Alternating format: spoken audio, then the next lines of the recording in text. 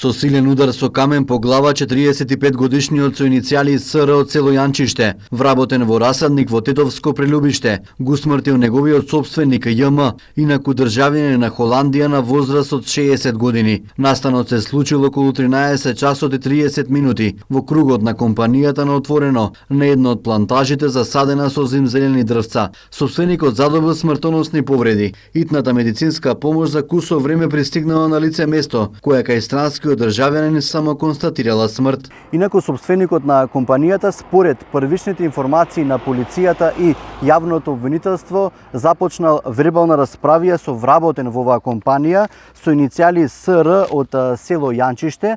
Најпрвин тие започнале вербално да се расправаат, а потоа следувала физичка пресметка. Увидот од полицијата и надлежниот јавен обвинител траеше до досна попладнево. Осомничениот за убиство е обезбедено од страна на СВР Тетово. Се работи на целосно расветлување на случајот. 10 мај се одбележува како меѓународен ден на физичката активност. Активното живење е корисно за здравјето на било која возраст, но тоа е особено важно за здрав развој на децата и младите и може да направи значителна разлика за доброто на постарите луѓе. Додека физичката неактивност и седечкиот начин на живот се два водечки ризик фактори за здравјето и се причина за околу 1 милион смртни случаи во Европскиот регион на Светската здравствена организација. Во Република Македонија истражувањето спроведено пред неколку години за здравствено однесување кај децата на возраст од 11, 13 и 15 години покажа дека препорачаната 60-минутна секојдневна физичка активност ја практикуваат само 32% момчиња и 22% девојчиња, информираат од Институтот за јавно здравје. Секако дека физичката активност делува на многу одредени делови во однос на здравјето, во однос на физичкиот изглед на секој помладо дете, така исто се работи и за повозрастните. Во однос на физичката активност, значи ние часовите во основно одделение ги заведуваме како физичко и здравствено образование, што значи дека учениците пред се стекнуваат навики за одговорност, пред се за хигиена и секако делување врз здравствениот живот на самото дете, што не би значило дека овие исти препораки не би важели за повозрастните, каде што сите знаеме сега со ова модерно и технолошко живење дека возрастните пред се од премногу обврски спрема работа, дека помалку се бават, што делуваат и на одредени развој на одредени болести. Редовната физичка активност, како што се пешачењето, возењето велосипед или спортот, не само што ве прави да се чувствувате добро, туку има и значајни придобивки за здравјето. Како наставник, професор по физичко образование, би препорачал не неделно неколку пати, туку по можност секој ден е доволна една физичка активност. Не мора да значи дека мора да биде одреден спорт. Значи би било пожелно што се однесува не само за помладите, за повозрастните, една прошетка која би траела од 15 до 30 минути дневно.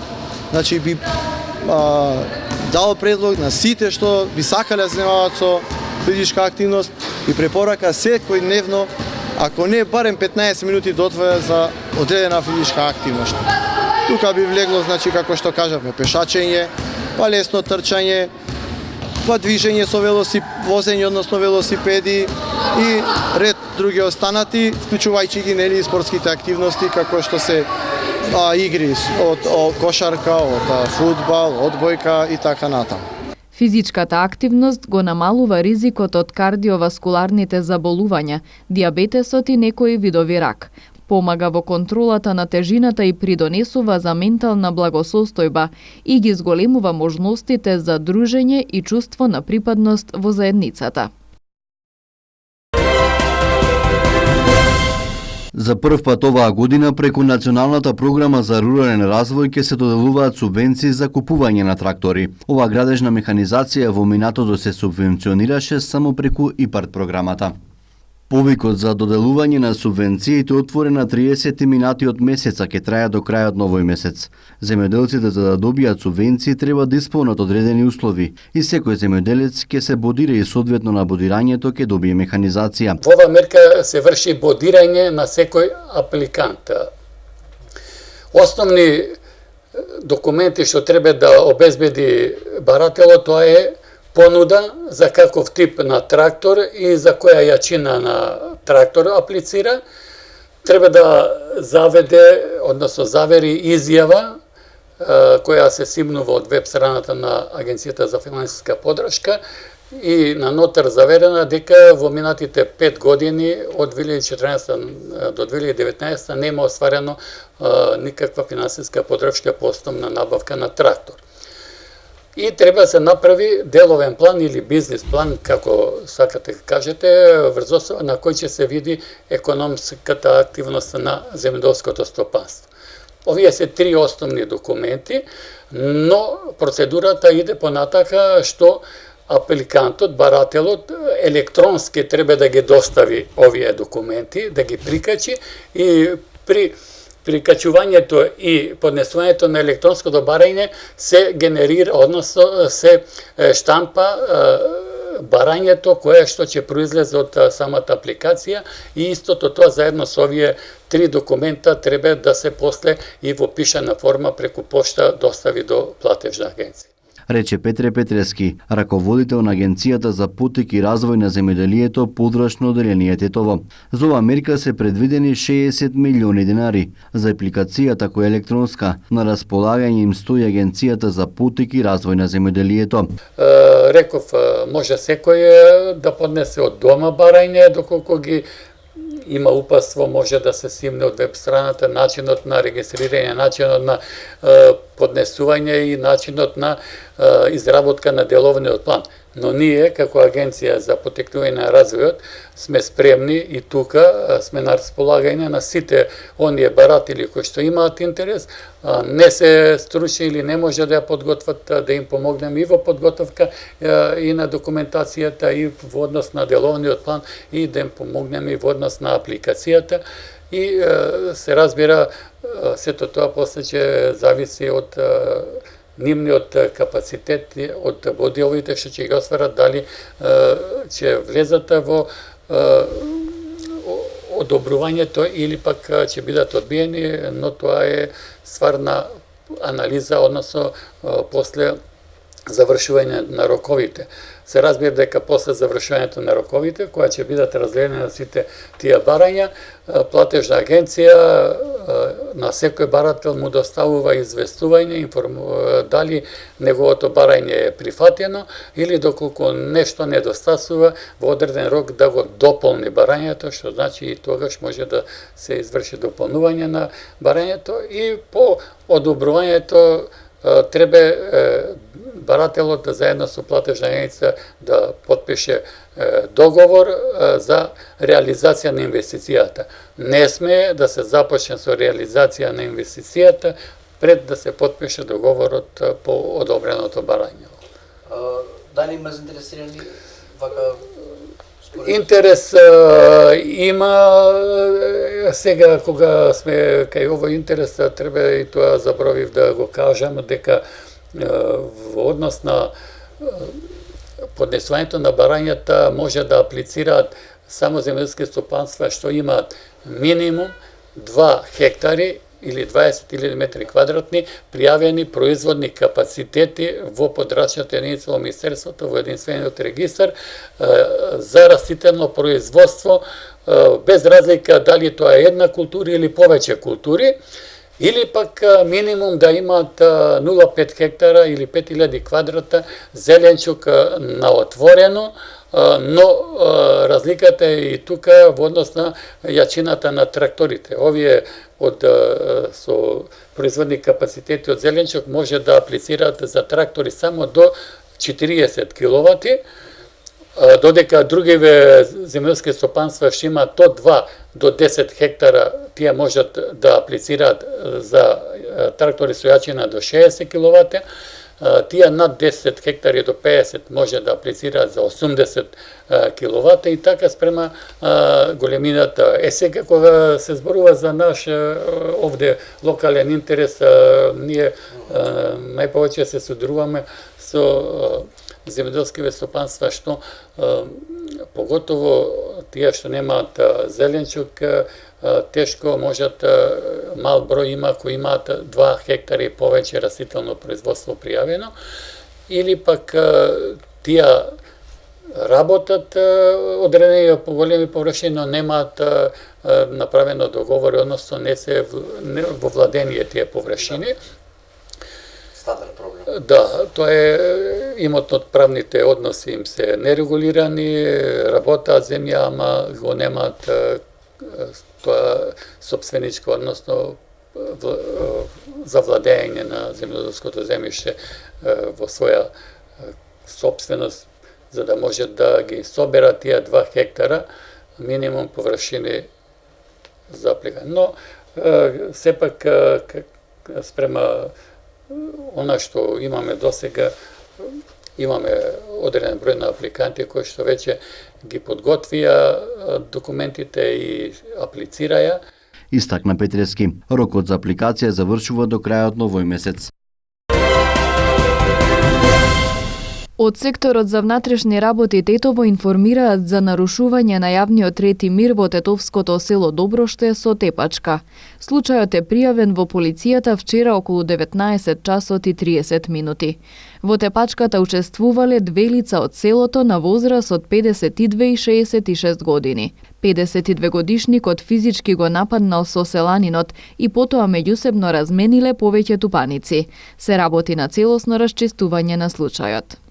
Во полициската станица Гостивар пак вчера околу 10 часот пријавено е дека во близина на кружниот тек на улиците Беличица и Гоце Делчев 60 годишник од гостиварското село Лакавица најпрво непрописно го паркирал своето возило и одбивал да го отстрани, пошто ги навредувал полициските службеници. Набрзо бил приведен и против него ќе следува соодветен поднесок. На улица Илинденска во Тетово вчера вечер околу 19 часот и 10 минути се случила сообраќајна несреќа во која учествувале патничко возило Сеат Леон со гостиварски регистерски таблици, управувано од 52 годишен гостиварец, и мотоцикл Априлија со тетовски таблици, што без дозвола го управувал 16 годишник од Тетово. Мотоциклистот и 17 годишниот сопатник со друго возило се пренесени во Тетовската клиничка болница за укажување на лекарска помош. Извршен е комплетен увид, информираат од тетовската полиција. Секторот за внатрешни работи Тетово апелира до мотоциклистите, чиј број деновиве е значително зголемен по патиштата и улиците во Полошкиот регион, со цел да не ја доведуваат во прашање сопствената и безбедноста на другите учесници во сообраќајот, задолжително да користат заштитна опрема, кациги, да поседуваат возачки дозволи, редовно да ја проверуваат техничката исправност на мотоциклите и навреме да ги регистрираат. Покрај ова им се советува исто така да не седнуваат на мотоцикл со необновени полиси за осигурување, посебно доколку станува збор за мотоцикл до 50 кубика. Секторот за внатрешни работи Тетово уште еднаш потсетува дека паричната глоба за некористење заштитни шлемови изнесува 50 евра во динарска противредност, за управување мотоцикл без возачка дозвола 300 евра, за истечена регистрација од 100 до 500 евра и за необновена осигурителна полиса 100 евра во динарска противредност. Секторот за внатрешни работи Тетово наскоро ќе стартува и со имплементација на посебен превентивно-едукативен проект Безбедни на мотор, со кој ќе бидат опфатени учениците од прва година во тетовските и гостиварските средни училишта. По повод годишнината од трагичните настани во Кумановско диво населје, утре 11 мај, ќе се одржи традиционалната меморијална велосипедска тура, почесен круг со велосипеди во чест на загинатите припадници на МВР. Како што информираше МВР, учество ќе земат околу 150 велосипедисти, а ќе се вози на релација Куманово-Гостивар. Турата ќе започне во 7 часот наутро со старт од бензинската пумпа на Макпетрол на влезот во Куманово, и ќе продолжи по автопатот до Скопје, потоа низ градот Скопје и тоа до гробиштата во Студеничани, Камник, Стајковци, гробиштата Бутел, Касарна Илинден и Ѓорче Петров, од каде ќе продолжи по автопатот до Тетово, градски гробишта, Брвеница во продолжение по автопатот до селото Зубовце и ќе заврши на гробиштата во Гостивар. Велосипедската тура ќе се одвива во услови на редовен сообраќај, со движење по десната страна на коловозот во правец на движење и пропуштање на учесниците во истата од страна на сообраќајната полиција на семафоризирани и пофреквентни крстосници. Со цел непречено одвивање на најавениот настан, МВР апелира до граѓаните да ги почитуваат наредбите што ги издаваат полициските службеници по сообраќајниците каде ќе се одвива велосипедската тура.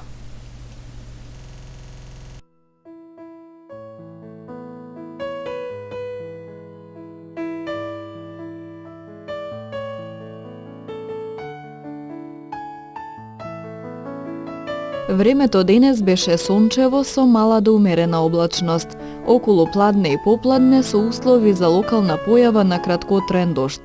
Дуваше слаб до умерен ветер од западен и северозападен правец. Температурата се движеше во интервал од 6 до 20 степени Целзиусови.